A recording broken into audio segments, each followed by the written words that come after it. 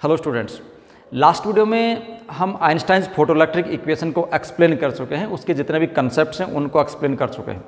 Video अगर आपने नहीं देखा है तो डिस्क्रिप्शन बॉक्स में लिंक है, वहाँ जाके आप देख सकते हैं।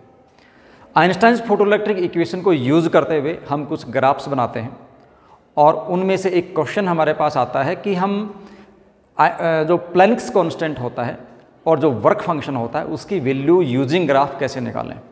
इस पे न्यूमेरिकल भी आता है और आपको विदाउट न्यूमेरिकल भी कोई क्वेश्चन पूछा जा सकता है।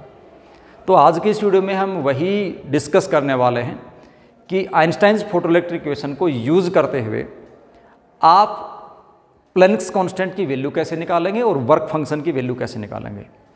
देखिए, हम आइंस्टाइन्स फोटोइलेक्ट्रिक इक्वेशन लिख लेते हैं। सबसे पहले we know that according to Einstein जो टोटल एनर्जी होती है फोटोन की वो दो पार्ट में स्पेंड होती है। एक पार्ट वर्क फंक्शन में चला जाता है और जो बचता है वो आपको काइनेटिक एनर्जी प्रोवाइड कर देता है। ये इक्वेशन जब हम प्लैंक्स कांस्टेंट निकालना चाहेंगे और जो वर्क फंक्शन है मेटल सरफेस का वो निकालना चाहेंगे तो यहाँ पे हम ग्राफ बनाते हैं स्टॉपिंग पोटेंशियल वर्सेस फ्रीक्वेंसी का। किसका? स्टॉपिंग पोटेंशियल वर्सेस फ्रीक्वेंसी का ग्राफ बनाएंगे। तो उसके लिए इस इक्वेशन को हम पहले थोड़ा सा मॉडिफाई करेंगे। तो ये आइंस्टाइन की इक्वेशन होती है एट स्टॉपिंग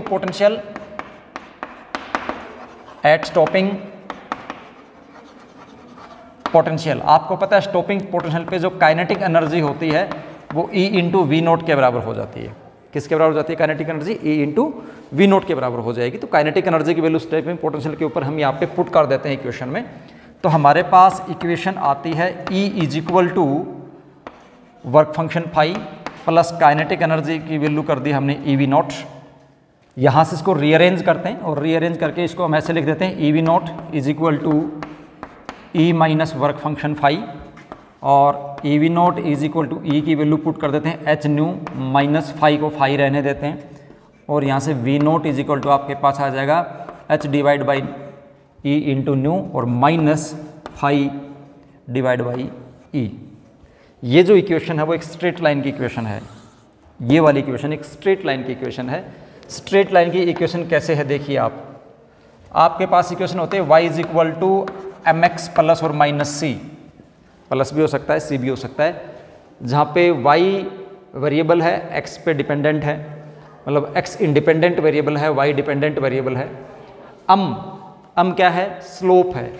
अम क्या है? ग्राफ का स्लोप है और c इंटरसेप्ट है। c क्या है? इंटरसेप्ट है। इसको अगर आप कंपेयर करोगे इसके साथ तो आप देखिए इस इक्वेशन में अगर आप फ्रीक्वेंसी चेंज करते हो तो पोटेंशियल चेंज हो जाता है। आपको शायद ये पता होगा कि जो स्टॉपिंग पोटेंशियल होता है वो फ्रीक्वेंसी डिपेंडेंट होता है। नहीं पता अगर किसी बच्चे को तो उसके लिए मैं बता देता हूँ। देखो, जो आपके लॉज ऑफ फोटोइलेक्ट्रिक इफेक्ट थे उसमें एक लॉ में आपने पढ़ा कि जो काइनेटिक एनर्जी होती है वो डायरेक्टली प्रोपोर्शनल टू फ्रीक्वेंसी होती है। Kinetic energy directly proportional to frequency होती है।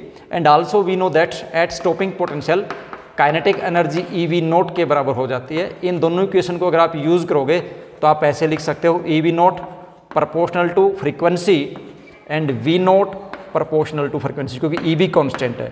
तो जो स्टॉपिंग पोटेंशियल वो फ्रीक्वेंसी डिपेंडेंट होता है। ओके, ठीक।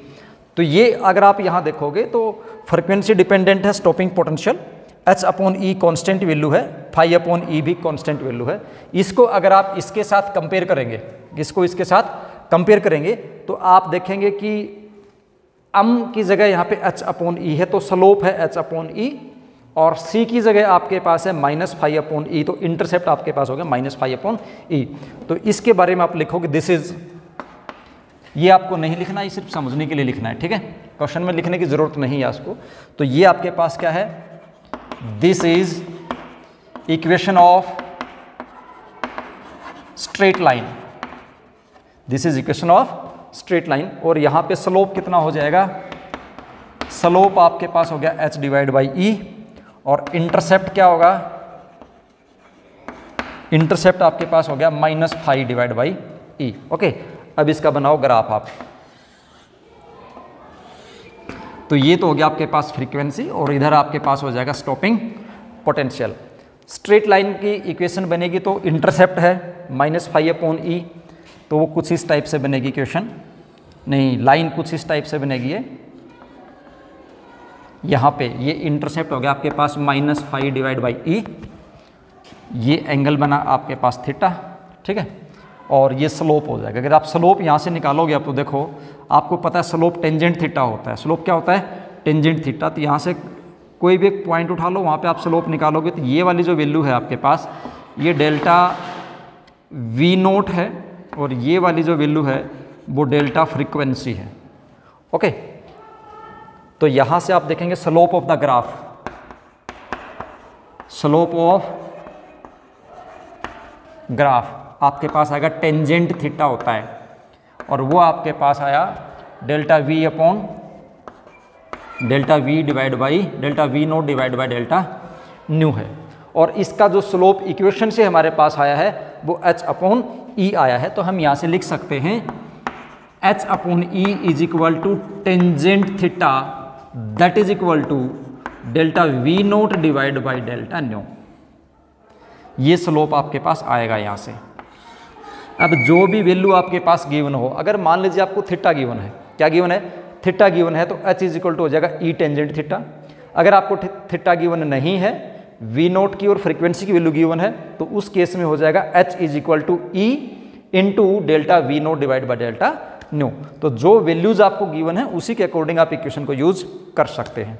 अब बात आती है कि हम वर्क फंक्शन कैसे निकालेंगे। देखो आपको पता है फाई जो है वर्क फंक्शन है, यहाँ से स्टार्ट करके लेकिन यहाँ तक की जो वैल्यू है, चलो इसको मैं O बोल देता हूँ और इस पॉइंट को मैं C बोल देता हूँ।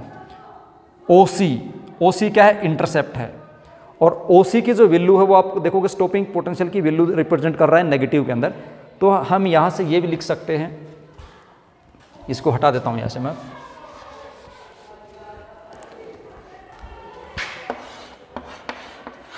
फर्दर आपके पास यहाँ पे क्या गिवन है? आपके पास है -φ divide by E is equal to क्या है? OC है। OC की जो भी वैल्यू है -V0 या जो भी आपके पास यहाँ पे वैल्यू गिवन हो वो वैल्यू आप नोट कर लेंगे न्यूमेरिकल प्रॉब्लम में। और यहाँ से आप देखोगे -φ डिवाइड बाई ई इंटू क्या हो जाएगा? OC। और क्योंकि इसका हमें मैग्नीट्यूड निकालना होता है, प्लस माइनस से मतलब नहीं है, तो इसका मैं फाइनल में क्या निकालूंगा? Magnitude that is equal to E into क्या हो जाएगा? OC। आप सिंपली लिख सकते हो φ is equal to E into OC। तो जब न्यूमेरिकल सोल्व करोगे तो ये वाला फॉर्मूला और ये वाला फॉर्मूला आप डायरेक्टली याद रखेंगे। दोनों फॉर्मूले डायरेक्टली याद रखो, न्यूमेरिकल से इसके इजीली सॉल्व हो जाएंगे। न्यूमेरिकल एक बहुत प्रोबेबिलिटी होती है एग्जाम में, CBSE एग्जाम में इसका क्वेश्चन आने की। वो आपको ऐसे ही देगा कि कोई ग्राफ है, ग्राफ नहीं देगा, वो ऐसे देगा कोई मेटल सरफेस है और उस मेटल सरफेस पे कोई लाइट इंसिडेंट करती है, स्टॉपिंग पोटेंशियल आपको दे रखा होगा वहाँ पे, और बोलेगा from this data calculate the value of Planck's constant. तो वैसे तो प्लेन्स कांस्टेंट की वैल्यू आपको पता होती है 6.6 × 10⁻³ जूल सेकंड होती है, बट वो आपको यूज़ नहीं करनी, वो वैल्यू यूज़ नहीं करनी है, आपको कैलकुलेट करनी है। ठीक है, तो कैलकुलेट आप इस ग्राफ को यूज़ करते हुए प्लेन्स कांस्टेंट की वैल्यू इजीली कैलकुलेट कर सकते हैं।